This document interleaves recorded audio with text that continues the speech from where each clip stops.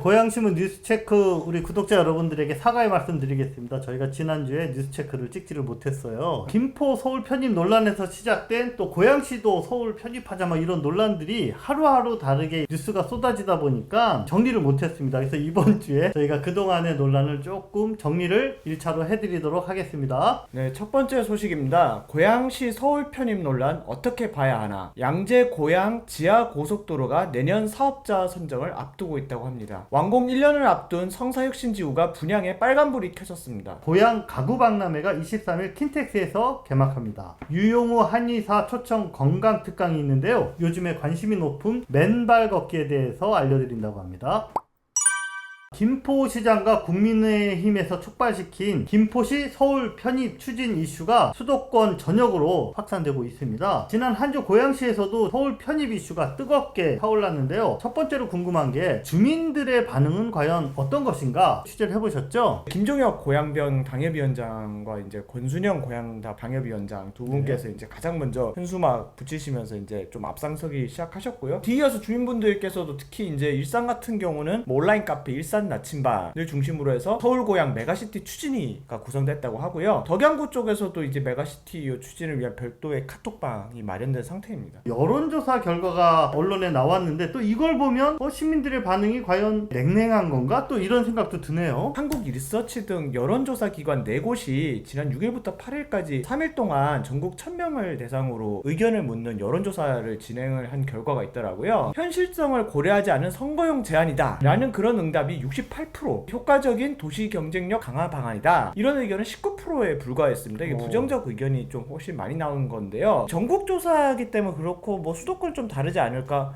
오히려 수도권에서는 부정적 여론이 더 많았는데요. 인천 경기 지역 같은 경우가 선거용 제안이다라는 의견이 74%, 도시 경쟁력 강화 여당에서 주장하는 이 의견은 16%에 불과했습니다. 경기도가 리얼미터에 또 의뢰한 여론조사 결과도 나왔더라고요. 반대 의견이 66.3%, 그중에 매우 반대는 53.1%예요. 그리고 찬성 의견은 29.5%, 말 그대로 여기서도 또 매우 찬성은 18.1%에 불과한 이렇게 나타났는데, 특히 저희는 이제 고양시 여론이 되게 궁금하잖아요. 반대가 65.9%, 찬성이 31.4%, 거의 3명 중 2명은 반대를 하고 있다. 이렇게 보시면 될 것 같아요. 서울 편입을 딱 반대한다라기보다는 이 논란 자체를 좀 부정적으로 보는 그런 의견이 반영된 것 같다라는 생각이 드는데요. 자, 어쨌든 예상 밖으로 부정적인 여론이 높은 것 같은데, 국민의힘에서는 김포 서울 편입 등 메가시티 서울 추진을 논의할 이 당 기구가 따로 만들어졌습니다. 뉴시티 프로젝트 특별위원회 조경태 의원이 이제 위원장으로 다음 주에 또 고양시를 방문한다고도 하고요. 어쨌든 이거를 총선까지 이 이슈를 끌고 가겠다라는 입장으로 보입니다. 그런데 이번 서울 편입 발언을 두고 김동연 경기지사를 견제하기 위한 이슈 아니냐 이런 분석도 나오고 있다면서요. 김동연 지사가 되게 공을 들이는 이슈 중에 하나가 이제 경기 북도 신설 추진이잖아요. 애초에 이제 국민의힘 소속 김병수 김포시장이 경기 북도 추진 우리는 원치 않는다. 우린 차라리 서울에 편입시켜달라. 서울 편입 이슈에 불을 지폈고요. 김기현 당대표가 이제 김포시를 방문을 하면서 이걸 받아가지고 서울 편입 이슈에 더욱더 힘을 실은 그런 상황인데요. 야당의 유력 광역단체장인 김동연 지사를 견제하기 위해서 좀 이런 이슈를 일부러 좀 부각시킨 거 아니냐,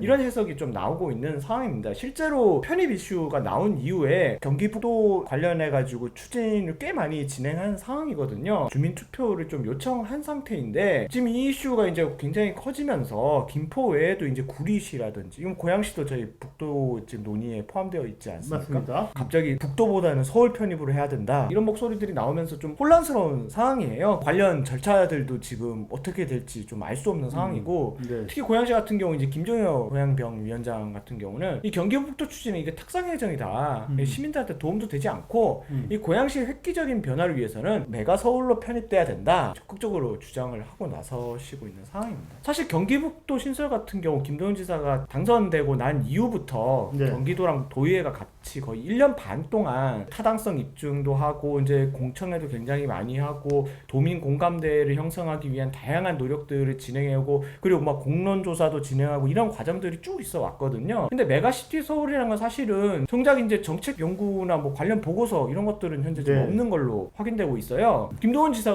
같은 경우도 이런 행정이 다 있느냐 이렇게 좀 발끈하는 그런 좀 상황이잖아요. 이게 다 이런 맥락과 좀 연결된 부분이 있다고 보여집니다. 상당히 정치적인 목적으로 좀 제기된 이슈가 아니냐라는 것을 짚어봤는데, 그럼에도 불구하고 던져지자마자 이렇게 확산성을 가지고 많은 분들에게 회자가 되고 논란이 계속 지속되는 이유는 시민들 상당수가 불합리한 이런 것에 대한 요구가 있기 때문에 차라리 서울 편입도 한번 고려해 봐야 되는 거 아니야? 그런 심리가 밑바탕에 깔려있기 때문이 아니냐, 이렇게 볼 수 있지 않을까요? 강경철 지축연합회장님의 주장인데요. 삼중규제에다가 택지 개발로 인해가지고 베드타운으로 전락하는 일련의 과정들이 있었는데, 차라리 이게 서울 편입을 통한 획기적인 이제 변화가 있지 않으면은 이게 좀 미래가 없다. 자기는 그렇게 생각한다. 거기다가 덕양구는 또 서울시랑 인접해 있기 때문에 생활권적으로도 이제 훨씬 가깝고 서울 편입되는 게 이렇게 좀 우리 입장에서 훨씬 낫다. 이렇게 주장을 하고 있는 거고요. 선거 때가 아니면 언제 이런 얘기를 해보냐. 이런 기회가 오히려 고양시의 근본적인 문제를 해결할 수 있는 절호의 기회다. 이춘열 전 고양시민회 대표가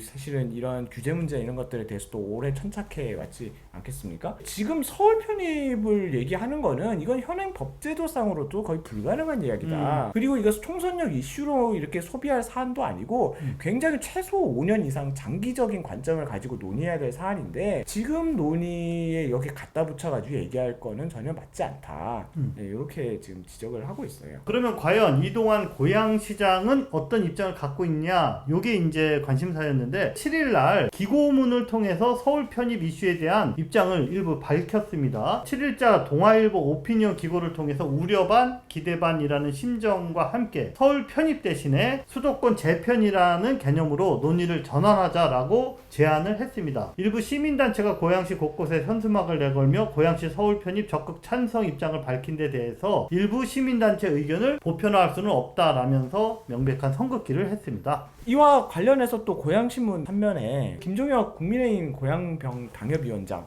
그리고 더불어민주당에서는 김성애 정치연구소 Y 소장, 이렇게 두 분에게 따로 서면 인터뷰도 진행을 했었죠. 고양시 서울 편입 찬성하는 입장을 밝힌 김종혁 당협위원장, 메가시티 서울 논쟁이 서울의 위성도시로 홀대를 받아왔던 고양시에게 큰 혜택을 가져다 줄 것이다 라고 주장을 했습니다. 반대로 서울 편입 논란 자체에 대해 부정적인 입장을 밝힌 김성애 소장은 고양시의 자치권을 충분히 확보해서 자생력을 키우는 것이 오히려 도시 발전을 위한 보다 현실적인 방안이다 라는 견해를 밝혔습니다. 관심 있는 분들은 온라인 또는 고양신문 지면을 통해서 이 두 분의 뜨거운 논쟁 흥미롭게 읽어봐 주시면 감사하겠습니다. 서울 서초구 원지동에서 고양 덕양구 덕은동까지 있는 양재 고양 지하고속도로 건설 사업과 관련해서 지난주 덕양구청에서 국토부 주관 전략 환경 영향 평가 초안에 대한 주민 설명회가 있었습니다. 자, 이 자리에서 사업 일정에 대한 윤곽이 조금 나왔는데요. 내년 하반기에는 사업 시행자 선정 절차에 들어갈 것으로 보입니다. 사업 시행자가 선정이 되면 양재 고양 지하고속도로에서 기본 설계가 시작되기 때문에 2027년 상반기 착공을 목표로 사업이 본격적으로 본궤도에 올라갈 것 같습니다. 양재 고양 지하고속도로가 2019년에 GS건설이 민간 투자 사업으로 이제 제안을 했던 사업이잖아요. 맞아요. 근데 다시 사업 시행자를 선정한다는 거는 어떤 의미인지. 사업을 제안을 먼저 민간에서 했다고 해서 무조건 이게 주는 거는 아니라고 해요. 그러니까 제3자 제안 공고라는 이 과정을 통해서 사업 시행자를 선정하는 절차를 받게 된다는 거죠. 왜냐하면 제3자가 제안하는 게 최초 제안자인 GS건설의 제안보다 훨씬 우월할 수도 있거든요. 최초의 안과 제3자 안 중에서 가장 우수한 계획안을 낸 사업자에게 우선 협상권을 주게 된다. 근데 이제 뭐 최초 제안을 할 때 워낙 정교하게 설계를 해서 제안을 하기 때문에 많은 준비를 했다, 이렇게 봐도 되겠죠. 이 계획은 유동적일 수도 네, 있다. GH 거는 아직은 아닙니다. 아하. 주민 설명회에서 또 종점부인 덕은동, 현천동 주민들의 요구사항들도 있었다고 하던데요. 덕은지구에서 강변북로로 진출하는 교통이 매우 불편한데 원활하게 좀 이루어질 수 있도록 설계해달라, 이런 요구 당연히 있었고요. 고양시와 서울시 경계에 그 대전차 방호벽이 육중하게 자리하고 있잖아요. 철거도 좀 고려해달라, 뭐 이런 요구가 그날 전달이 됐습니다. 양재고양 지하고속도로 사업의 공식 명칭은 AH1 아시안 하이웨이 1입니다. 서울 서초구 원지동 청계산 JTC에서 고양시 덕양구 대덕동 현천 JCT, 여기가 어디냐면 강변북로에서 서울 문산 고속도로 지선 갈라지는 바로 그 지점이거든요. 자, 이곳을 양방향 4에서 6차로로 연결하는 총 길이 33.54km의 지하고속도로입니다. 국토부는 이 도로의 건설 사업비를 2조 5,205억 원으로 추정하고 있습니다. 준공 1년이 남은 성사 혁신지구의 분양 상황이 지지부진하면서 고양시가 내년 본 예산에 손해비용 부담을 위해 예비비 90억 원을 편성했다. 자, 이게 무슨 소식이죠? 담당 부서인 이제 고양시 도시정비과와 이제 이혜림 의원 이야기를 종합해서 드리면요. 고양시가 현재 진행 중인 성사혁신지구가 내년 10월에 이제 완공 예정인데, 지금 완공되자마자 좀 공실이 예상된다고 해요. 그래서 공실에 따라서 이제 손해비용 부담이 좀 필요하다 이건데, 구체적으로 이제 공실률을 한 50%로 잡고, 여기에 따른 이제 임차계약 이행 예치금 76억 원이 필요하고, 3개월치 임차료가 한 13억 정도 비게 된다. 좀 예비비로 편성해 달라. 이렇게 좀 지금 한 걸로 알고 있습니다. 이거 문을 열자마자 상가가 절반씩이나 비는 이런 애물단지가 될지도 모르겠다. 뭐 이런 걱정이 좀 드네요. 작년 행감 때부터 사실은 이제 분양 문제가 좀 제기가 됐었어요. 근데 네. 사실상 1년 넘게 손을 놓고 있으면서 이번 문제가 이렇게 불거져 나온 거라고 볼 수가 있고, 업무 시설에 대한 이제 분양 계획, 입주 뭐 기업도 유치하고 이런데 항상 힘을 썼어야 되는 시기에 국토부랑 계속 이제 공공임대 빼달라 이거 가지고 사실 저희가 여러 번 보도했지 않습니까? 네네. 그거를 사실 허송세월을 보낸 격이 돼버린 거예요. 계획대로라면은 이미 이제 업무 시설에 입주할 사업들 컨택하고, 그 다음에 의향서도 받고,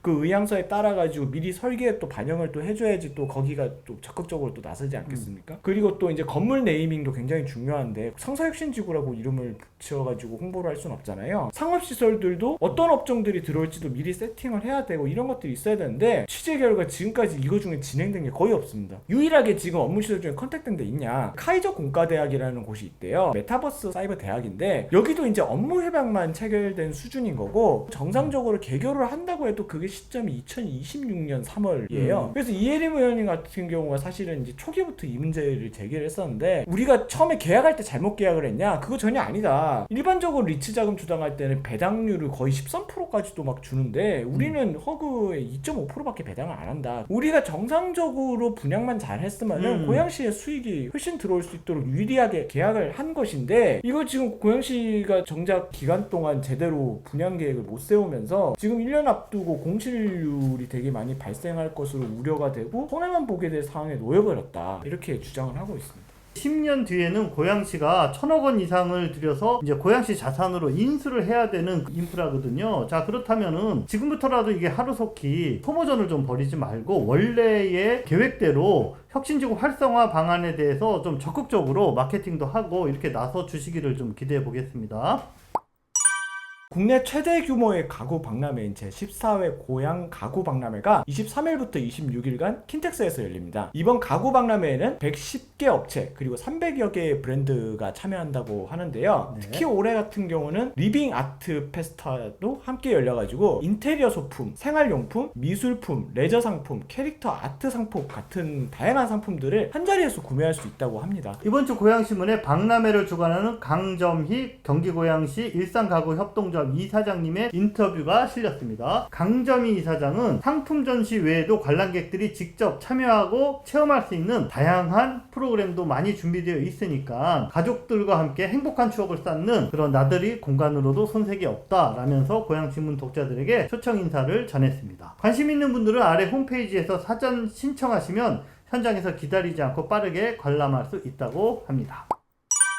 전국적으로 맨발 걷기 열풍이 정말 거세게 일고 있죠. 지방자치단체마다 시민들을 위해서 맨발로 걸을 수 있는 코스 조성에 앞장서고 있는 그런 현상도 볼 수 있습니다. 맨발로 땅을 걷는 것이 우리 몸과 어떤 영향을 미칠까요? 머리를 맑게 하고 몸을 건강하게 해주는 맨발 걷기의 이치를 한의학적으로 풀어보는 유용우 한의사 초청 건강특강이 22일 오전 10시 30분 한양문고 주엽점 한강홀에서 열린다고 합니다. 강연에서는 이제 맨발 걷기가 우리 두뇌에 어떻게 작용하는지, 그리고 어떻게 공부하는 학생들의 집중력을 높여주고 성인들의 기억력 향상에도 어떤 도움을 주는지 알아볼 수 있다고 합니다. 효과적인 그런 맨발 걷기 방법 이런 것들도 좀 알려준다고 하는데요. 참가자들에게는 한방음료, 오감 홍삼수, 한방 소가제, 도서상품권 같은 다양한 경품도 제공해 준다고 하는데요. 아래에 링크를 클릭을 하시면은 참가 신청을 할 수 있다고 합니다.